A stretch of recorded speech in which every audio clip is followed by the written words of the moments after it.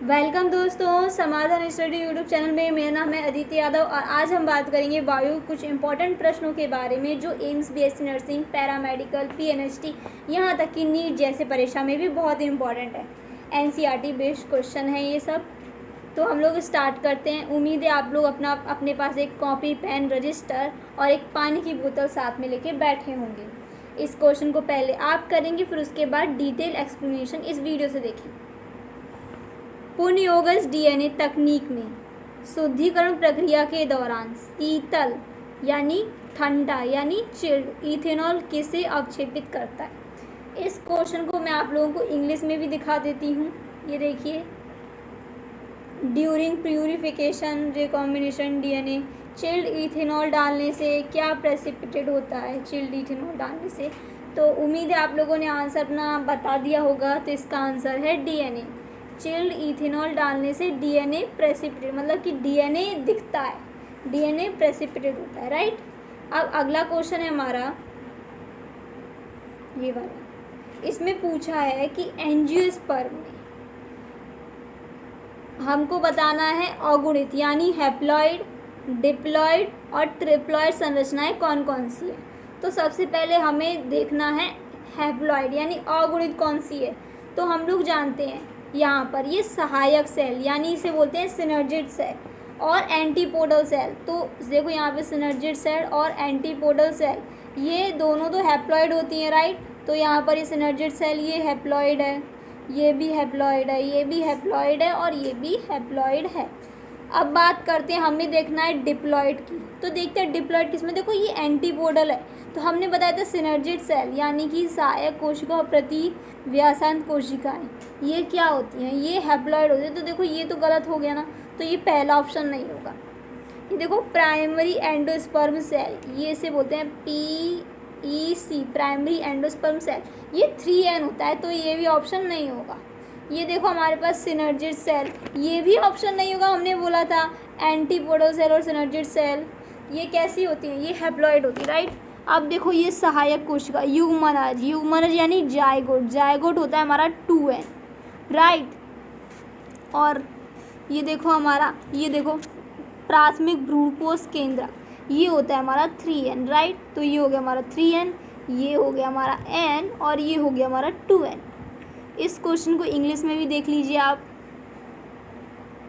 ये देखिए ये सिनर्जिड सेल यानी सहायक कोशिका थी हमने, तो इसका सही आंसर जाएगा 4th ऑप्शन, राइट।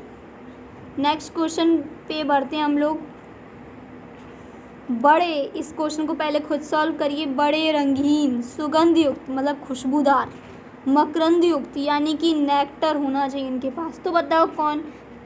कीट, कीट परागित यानी बड़े होने चाहिए, रंगीन, कोई अच्छा सुंदर दिखेगा तभी तो अट्रैक्ट होगा, तो इसलिए इसमें कीट।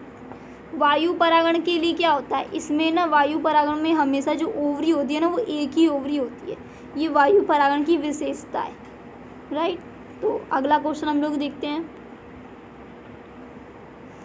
ऊतक संवर्धन प्रयोग में मध्योतक कोशिका यानी मीजोफिल सेल को एक संवर्धन पोषी माध्यम में कैलस बनाने के लिए रखा गया। अब बताओ मुझे कैलस होता क्या है। कैलस क्या होता है, क्या आप लोग जानते हैं कैलस। कैलस होता है मास ऑफ अनडिफरेंशिएट सेल यानी अविभेदित सेल को हम लोग कैलस बोलते हैं। अब ये बोल रहा है कि कल्चर मीडिया में कैलस बनने के लिए रखा जाता है, तो इस प्रोसेस को हम लोग क्या बोलते हैं। क्या आप लोग बता सकते हैं इस प्रोसेस को हम लोग क्या बोलते हैं। तो इसका सही आंसर, इस प्रोसेस को बोलते हैं हम लोग निर्विभेदन, यानी इसे बोलते हैं हम लोग डी डिफरेंशिएशन, राइट। तो इंग्लिश में भी इसका आंसर हो जाएगा डी डिफरेंशिएशन, राइट। तो देख लीजिए टिश्यू कल्चर में हम लोगों ने कैलस बनाने के लिए रखा, कल्चर मीडिया में, तो इस प्रोसेस को बोलते हैं डी डिफरेंशिएशन, निर्विभेदन। नेक्स्ट क्वेश्चन है हमारा, ये देखिए। वाष्पोत्सर्जन से उत्पन्न बल एक जाइलम आमाप स्तंभ को 130 मीटर ऊंचा उठा सकता है, सही है ये बिल्कुल। और वाष्पोत्सर्जित शीतलन के द्वारा वाष्पोत्सर्जन पत्ती सतहों को कभी कभी 10 से 15 डिग्री ठंडा कर देता है, तो ये भी बिल्कुल सही है। तो इसका सही आंसर हो जाएगा हमारा सेकंड ऑप्शन। वैसे ये वाले क्वेश्चन को आप लोग काट सकते हैं क्योंकि ये वाला क्वेश्चन जो है अपने न्यू एनसीईआरटी में से हट गया है, तो इसको शायद काट सकते हैं। ये देखिए, ये वाला क्वेश्चन मेरे को लगता है हर दूसरे साल आता है, तो इस क्वेश्चन को ज़्यादा देखिए।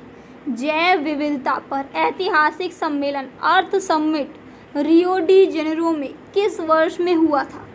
अर्थ समिट किस वर्ष में हुआ था? तो लोग सोचते हैं कि 1992 में हुआ था, 1992 में हुआ था या 2002 में हुआ था। तो इन दोनों ऑप्शन में लोगों को बहुत कन्फ्यूज़न रहता है। तो मैं आपसे एक क्वेश्चन पूछना चाहती हूँ, बताओ सबसे पहले अर्थ बनी, सबसे पहले पृथ्वी बनी यानी अर्थ बनी कि वर्ल्ड बना? बताओ। तो आप बोलोगे कि सबसे पहले पृथ्वी आई तभी तो वर्ल्ड बना। तो पृथ्वी आई यानी पृथ्वी पहले आई यानी 1992 में आई, फिर वर्ल्ड बना 2002 में। इसे आप लोग ऐसे भी याद रख सकते हो, राइट।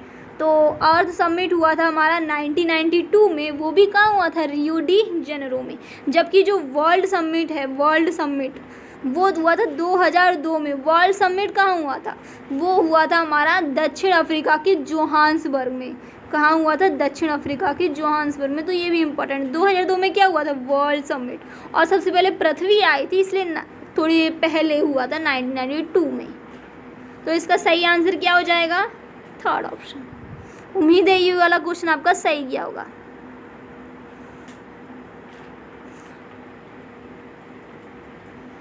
परपोषी कोशिका में बाहरी डीएनए को अंतःक्षेपित करने के लिए जीन घन विधि में प्रयुक्त सूक्ष्म कण किस धातु के बने होते हैं?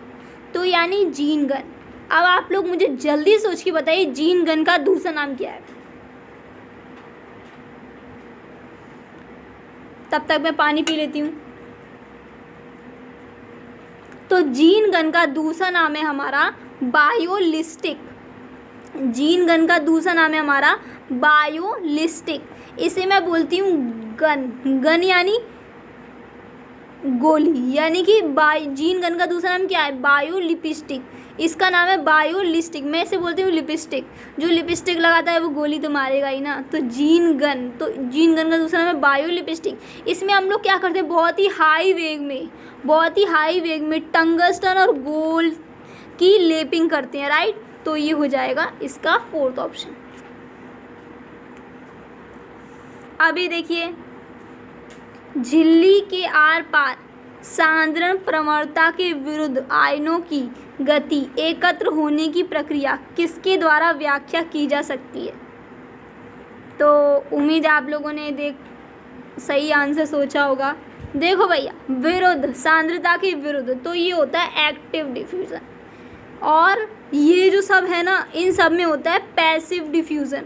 और बाकी जो सुसाध्य है यानी इसे बोलते हैं फैसिलिटेटेड डिफ्यूज़न, केवल इसी में प्रोटीन की रिक्वायरमेंट होती है। पूछ सकता है कि इसमें प्रोटीन की रिक्वायरमेंट होती है तो वो सुसाध्य डिफ्यूज़न यानी फैसिलिटेटेड डिफ्यूज़न। बाकी ये जो तीनों है ना, ये तीनों पैसिव डिफ्यूज़न है।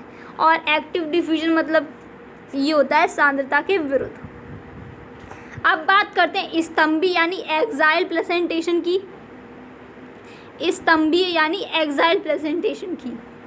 तो हम बात करें स्तंभी की, तो हम लोग जानते हैं एक्साइल, एक्स का मतलब क्या होता है? कुल्हाड़ी। एक्स का मतलब होता है कुल्हाड़ी। कुल्हाड़ी से हम लोग क्या करते हैं? कत्ल करते हैं, CTL। तो एक्साइल प्रेजेंटेशन में आता है हमारा चाइना रोज, टमाटो और लेमन। अब देखो ये तीन ऑप्शन किस में दिख रहे हैं? Excel presentation. ये देखो मैंने क्या बताया? एक्साइल से क्या याद आती है? एक्स यानी कुल्हाड़ी याद आता है, राइट। तो एक्स से हम लोग क्या करते हैं? कत्ल करते हैं, CTL। तो चाइना रोज, टमाटो और लेमन। अब देखो चाइना रोज दिख रहा है हमको, दिख रहा है। टमाटो दिख रहा है, ठीक है, टमाटो नहीं दिख रहा है, लेमन तो दिख रहा है। ये दोनों हमको दिख रहे हैं। मस्टर्ड तो कहीं आता ही नहीं है, मतलब मस्टर्ड एक्साइल में नहीं आता। और चाइना रोज आता है पर बीन नहीं आता है ना, इसमें बीन नहीं आता है। टमाटो आता है, डायंथस नहीं आता इसमें। तो इसका सही आंसर हो जाएगा A। और ये देखिए पिट्यूना भी इसी में आता है। पिट्यूना किस, अच्छा ये पिट्यूना जो है ये फेबेसी में भी आता है, राइट। पिट्यूना, फेबेसी में आता है। और अगर मैं आपसे पूछूं कि ल्यूपिन किस में आता है, ल्यूपिन जो है ये किस में आता है, फेबेसी में या सोलेनेसी में, तो आप लोग जवाब देंगे कि फेबेसी में। जी, इसका आंसर फेबेसी बिल्कुल सही है। मैं बहुत कंफ्यूज आती थी ल्यूपिन फेबेसी में आता है या फिर ट्यूलिप, तो मैंने ऐसे याद किया फेबेसी में पिन लगाते हैं हम लोग, तो फेबेसी में आता है ल्यूपिन, बाकी ट्यूलिप आता है हमारा लिलिएसी में। तो इसका करेक्ट आंसर हो गया एक्साइल प्लेसेंटेशन वाला ए ऑप्शन, चाइना रोज, पिट्यूना और लेमन। इसे हम लोग कतल से याद रख सकते हैं, कतल किया हमने किसका, पप्पू का, कत्ल किया पप्पू का, तो इसमें आ जाएगा पिट्यूनिया एक्साइल में, ठीक है ना। इसका डायग्राम ऐसे आता है, ऐसे इसका डायग्राम भी बना रहता है, राइट। और बाकी डायएंथर प्रिमरूज में तो हम लोग जानते हैं, डायएंथस में क्या होता है, डायएंथस प्रिमरूज में क्या होता है, फ्री सेंट्रल जब भी पूछेगा फ्री सेंट्रल प्रेजेंटेशन किस में मिलता है, तो वो डीपी में मिलता है। हमने ऐसे याद किया था फ्री सेंट्रल स्कूल में डीपी की छुट्टी पड़ी है, राइट। तो जैसे भी आपने याद किया हो सही आंसर आना चाहिए। तो इसका सही आंसर हमने बात की थी ए ऑप्शन होगा एक्साइल का। नेक्स्ट क्वेश्चन हम लोग देख लेते हैं, ये वाला। इस क्वेश्चन को आप लोग पहले पढ़िए, फिर नीचे वाले ऑप्शन को हम लोग देख लेते हैं। तो सबसे पहले हम लोग पढ़ते हैं, अपर्दाहारी कणों को खंडित करते हैं। अपर्दा यानी इसे बोलते हैं हम लोग डेट्राइटस, जो है डेट्राइटस, वो कणों को खंडित करते हैं, छोटे छोटे भागों में तोड़ते हैं।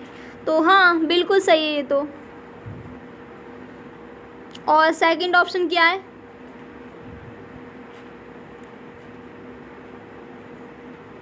सेकंड ऑप्शन देख लेते हैं एक बार हम लोग। कुछ सूक्ष्म जीवाणुओं द्वारा ह्यूमस और अधिक अपघटित होते हैं, जिसे मिनरलाइजेशन कहते हैं।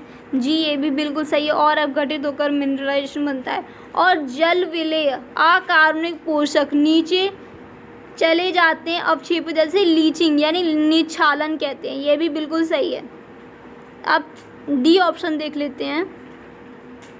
तो हमारे अभी तक क्या है, ए सही है, बी सही है और सी सही है। डी देख लेते हैं, अपरद यानी डेट्राइटस फूड चेन, जीवित जीवों से आरंभ होती है, नहीं, detritus, D F C, detritus यानी डेड, ये डेड से शुरू होता है ना कि लिविंग से। तो ये ऑप्शन गलत हो गया। तो देखो ये तो ऑप्शन गलत ही हो गया। और देख लेते केंचुआ अपरदन को खंडित कर छोटे कणों में बदल देता है, जिसे अपचयन कहते हैं। जी नहीं, इसे अपचयन नहीं, इसे फ्रैगमेंटेशन कहते हैं। तो ई भी ऑप्शन बिल्कुल गलत हो गया, ये भी ऑप्शन गलत हो गया। तो इसका सही आंसर जाएगा सेकंड ऑप्शन। उम्मीद है आप लोग कर पा रहे होंगे। अब देखिए ये क्वेश्चन बहुत ही सिंपल क्वेश्चन है। यूकैरियोटिक डीएनए का रेप्लिकेशन कब होता है? तो हम लोग जानते हैं किस में होता है, एस अवस्था में। तो इसका सही आंसर जाएगा 1।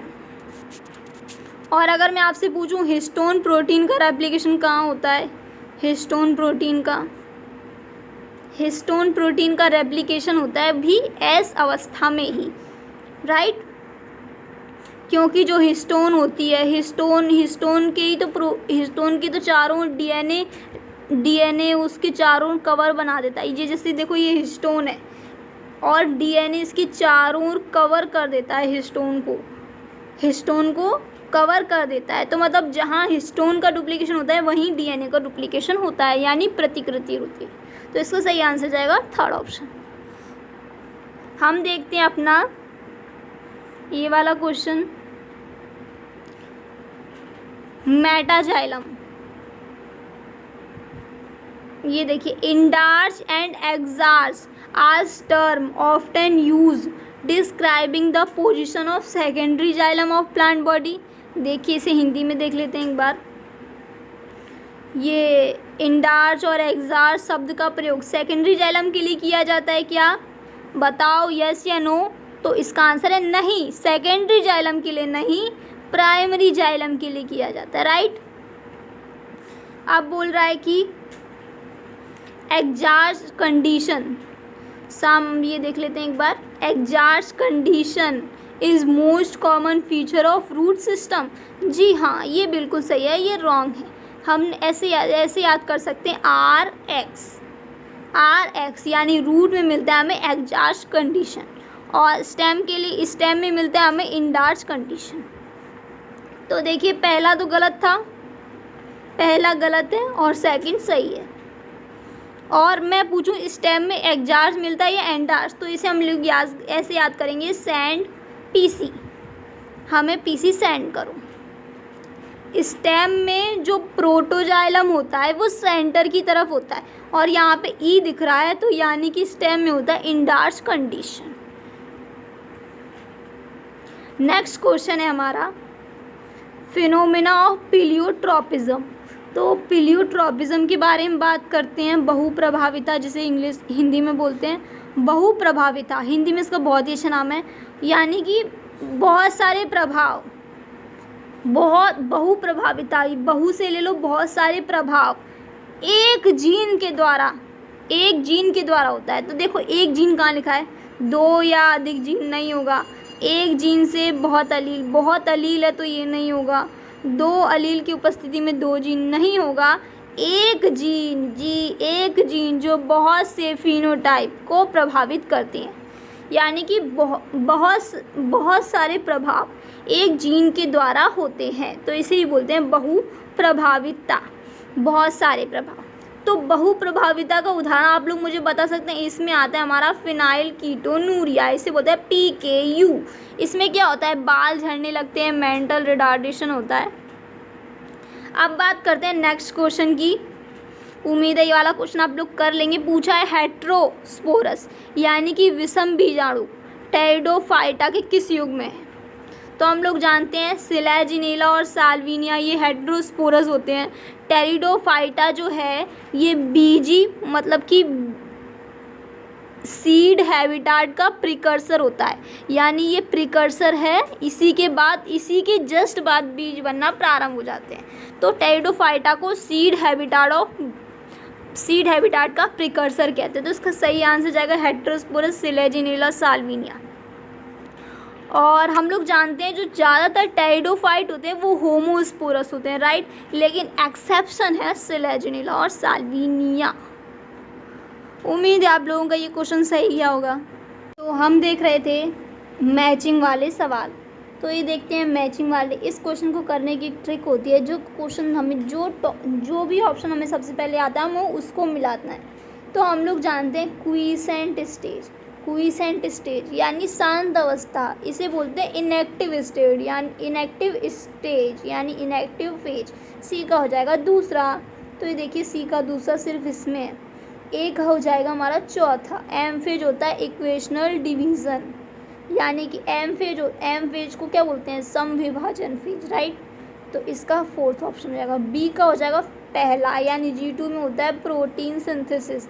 G1 में क्या होता है, most of the cell duplication होता है, लेकिन देख लेते हैं G1 का option, interval between mitosis and initial DNA replication. जी बिल्कुल सही, हम लोग देखते हैं G1 S G2, तो ये क्या बोल रहा है G2, तो देखो G1 के बारे में बोल रहा है, तो हाँ ये एस के पहले की अवस्था है G1, तो ये भी बिल्कुल सही है। तो 37 का ऑप्शन हो जाएगा फोर्थ, राइट, इसका ऑप्शन हो जाएगा फोर्थ, ये हो गया इसका answer fourth, right. Next question हम लोग देख लेते हैं।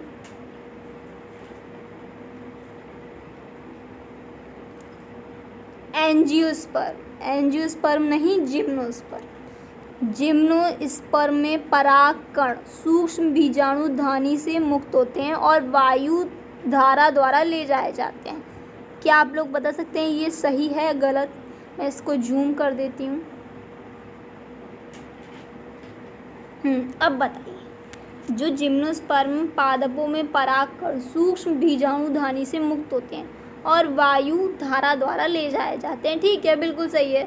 अब वायु धारा पराग कणों को स्त्री धानी के मुख पर ले जाती है, ठीक है, ले जाती है, जहाँ पर नर युग्मक छोड़ दिए जाते हैं और पराग नली का निर्माण नहीं होता है। ओ, यहाँ पे हमें चकमा दे दिया, नहीं होता है, क्योंकि पराग नली का निर्माण तो होता है, तो इसलिए ये ऑप्शन नहीं के कारण गलत हो गया। ये सही है और ये गलत है। असर्शन सही है, रीज़न गलत है। तो देखिए क्या हो जाएगा, ए सही है और रीज़न गलत है, तो इसका राइट ऑप्शन डी। अच्छा मुझे बताओ किस किस बच्चों ने नहीं को नहीं देखा। तो हम लोग देखते हैं नेक्स्ट क्वेश्चन। उम्मीद है आप लोग कर रहे होंगे कॉपी पर। कमेंट बॉक्स में बताइएगा आपके कितने सही हुए हैं। अब हम बात करते हैं, हमने बोला कि मैचिंग में हमें जो सबसे अच्छा आता होगा हम उसको मिलाएंगे। तो मुझे इसमें सबसे अच्छा पता है कि जिंक क्या होता है, ऑक्सीजन में हेल्प होता है जिंक का। देख लेते हैं जिंक, बी का ऑप्शन कहाँ दिख रहा है कि कहीं पे, हाँ बी का ए। देखते हैं बी का ए कहाँ है। ये देखो भाई साहब, बी का ए पहले ही ऑप्शन में मिल गया। ए का थर्ड, लोहा जो होता है वो कैटेलेज का एक्टिवेटर होता है।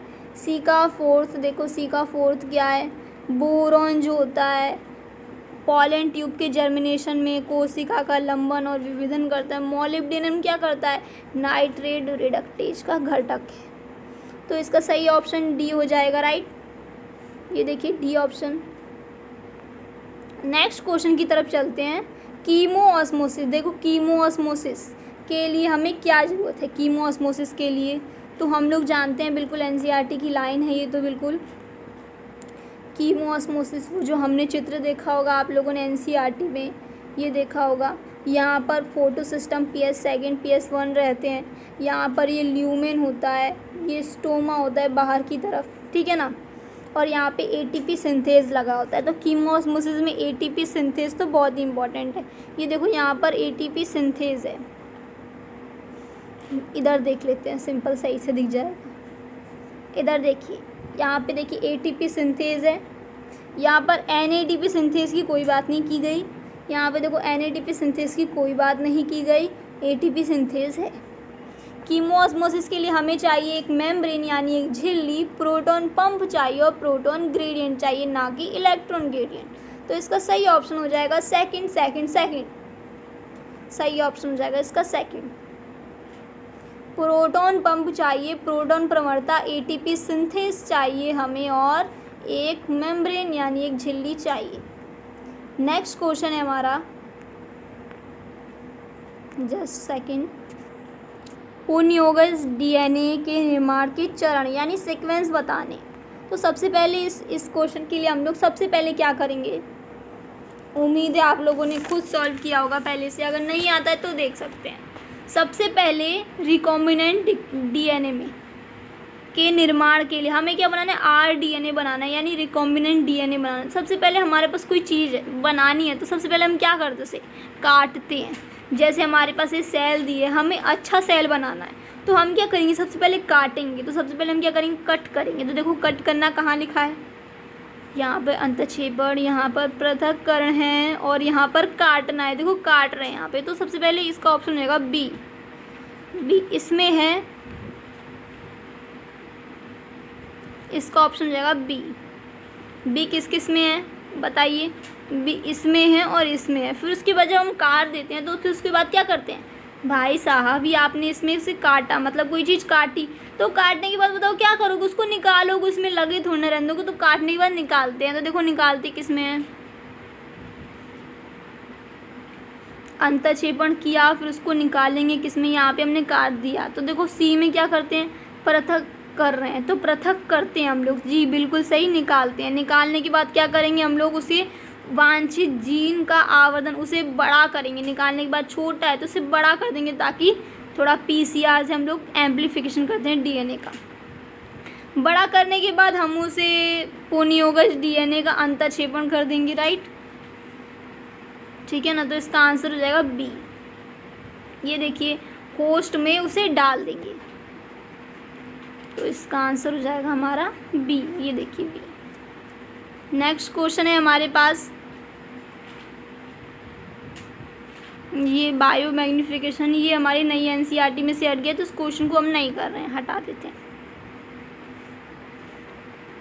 ये देखिए भाई साहब, क्लाइनोफेल्टर सिंड्रोम, क्लाइनोफेल्टर सिंड्रोम, इसका जो कैरियोटाइप होता है वो होता है 44 + XXY। यानी इसमें एक्स्ट्रा फीमेल कैरेक्टर भी आ जाते हैं। तो देखिए बी ऑप्शन में क्या लिखा हुआ है, एक व्यक्ति साधारण नर परिवर्तन तो होता ही है, जबकि मादा भी व्यक्त हो जाता है, तो बी तो सही है। स्टार्टिंग से देख लेते हैं, क्लाइनोफेल्टर सिंड्रोम को सबसे पहले लैंगडन डाउन ने 1866 में देखा था कि किया था क्या, नहीं, लैंगडन डाउन ने तो डाउन सिंड्रोम की खोज की थी 1866 में, डाउन सिंड्रोम की, जी डाउन सिंड्रोम की। और तो ए ऑप्शन नहीं होगा, तो देखो ए ऑप्शन इसमें नहीं होगा, ए ऑप्शन इसमें नहीं होगा। तो बात करते हैं सी और डी की और बी और ई की, राइट। तो बी ऑप्शन देख लेते हैं, हमने देखा था व्यक्ति में नर परिवर्तन भी होता है और मादा भी होता है, तो बी बिल्कुल सही है, यानी कि हमारा ऑप्शन हो जाएगा डी। फिर भी हम देख लेते हैं, प्रभावित व्यक्ति छोटे आकार के होते हैं, बताओ छोटे आकार के होते हैं क्या, नहीं, ऐसा कुछ ज़रूरी नहीं है। इसमें ना क्लाइनोफेल्टर सिंड्रोम में फीमेल कैरेक्टर आ जाते हैं, छोटा होना तो डाउन सिंड्रोम से होता है, तो सी भी नहीं होगा। और साइकोमोटर, ये मानसिक विकास रुक जाता है, ये भी हमारा, ये किस में होता है, क्लाइनोफेल्टर सिंड्रोम में। हाँ, ऐसे व्यक्ति स्टेराइल होते हैं, तो इसका आंसर हो जाएगा हमारा चौथा। तो उम्मीद है आप लोगों ने ये सवाल ज़रूर किया होगा, ठीक है। अच्छा, ये सवाल तो हमने कर लिया, पर एक सवाल आप मुझे कमेंट बॉक्स में ज़रूर बताना कि जो टर्नर सिंड्रोम होता है, टर्नर सिंड्रोम, क्या ये मेल को हो सकता है या केवल फीमेल, मेल को होता है या फीमेल को होता है, या दोनों को हो सकता है टर्नर सिंड्रोम, राइट। तो ये मुझे बताना आप लोग कमेंट बॉक्स में। अब हम बात करते हैं म्यूचुअलिज्म के बारे में। म्यूचुअलिज्म मतलब लाइकेन, म्यूचुअलिज्म की बात आती है तो हम लाइकेन को सोचते हैं, लाइकेन और कवक के बारे में, कवक और शैवाल के बारे में था, जिसमें दोनों को ही फ़ायदा होता है, यानी कि ए का ऑप्शन फोर्थ, ए का ऑप्शन फोर्थ, ए ऑप्शन में नहीं है तो ए ऑप्शन नहीं होगा इसका आंसर।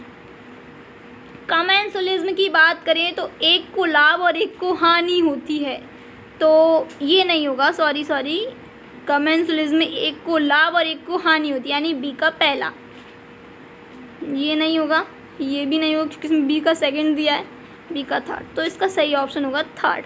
हम पूरा देख लेते हैं, अमेंसुलिज्म में एक को हानि एक को कुछ नहीं, कमेंसुलिज्म में एक को लाभ एक को कुछ नहीं, अमेंसुलिज्म में एक को हानि एक को कुछ नहीं। सी का दूसरा, देखो सी का दूसरा है। पैरासिटिज्म में दोनों को हानि, लड़ाई में दोनों को ही हानि होती है, सही बात है। तो दोनों को हानि कहाँ दिखा है, नहीं, पैरासिटिज्म में मतलब कि एक को, मतलब एक शिकार कर रहा है तो एक को उसको खाना मिल जाता है और एक उसका लुट जाता है, तो मतलब एक को हानि एक को लाभ, तो इसका आंसर होगा हमारा फोर्थ, जी। पैरासिटिज्म में क्या होता है, एक को हानि एक को नुकसान, ये कंपटीशन जैसा ही है। तो आप मुझे बता सकते हैं एंटीबायोटिक्स किस में बनाए, एंटीबायोटिक्स किस में आते हैं, तो एंटीबायोटिक्स आती है हमारी अमेंसुलिज्म में, राइट। और म्यूचुअलिज्म में लाइकेन आता है और माइकोराजा भी आता है। माइकोराजा कैसे कहते हैं, फंजाई प्लस हायर प्लांट के रिलेशन को माइकोराजा बोलते हैं। अब देखिए ये वाला क्वेश्चन, पुष्प एक रूपांतरित तने के रूप में परिभाषित है जिसे प्ररो मेरिस्टेम का परिवर्तन पुष्पी मेरिस्टेम में हो जाता है, जी बिल्कुल सही है। प्ररो के पर्व संघनित होकर उत्तरोत्तर पर्वों पर पत्तियों की बजाय पुष्पी उपांग निकलते हैं, ठीक है, बिल्कुल सही है। अब ये निकलते तो हैं, तो क्या ये इसका करेक्ट एक्सप्लेनेशन है या नहीं है, ये हमें पता करना है। तो बताइए हम इसे कैसे देखें, करेक्ट एक्सप्लेनेशन है या नहीं। तो इसके लिए हम लोग देखेंगे प्ररो के पर्व संघनित होकर उत्तरोत्तर पर्वों पर पत्तियों की बजाय विभिन्न पुष्पी उपांग उत्पन्न करते हैं, इसीलिए इस पे जोड़ेंगे, इसीलिए पुष्प एक रूपांतरित तने के रूप में परिभाषित है जिसे प्ररो मेरिस्टेम का परिवर्तन स्टेम में करते हैं, तो इसका आंसर हो जाएगा हमारा सेकेंड। और राइबोसोम कितने विभिन्न प्रोटीनों से बने हैं, तो 80 विभिन्न प्रोटीनों से बने। अच्छा मुझे बताइए राइबोसोम को क्या कहते हैं? राइबोसोम को प्रोटीन की फैक्ट्री बोलते हैं। अच्छा, राइबोसोम प्रोटीन का निर्माण तो करता है, मतलब प्रोटीन का सिंथेसिस करता है।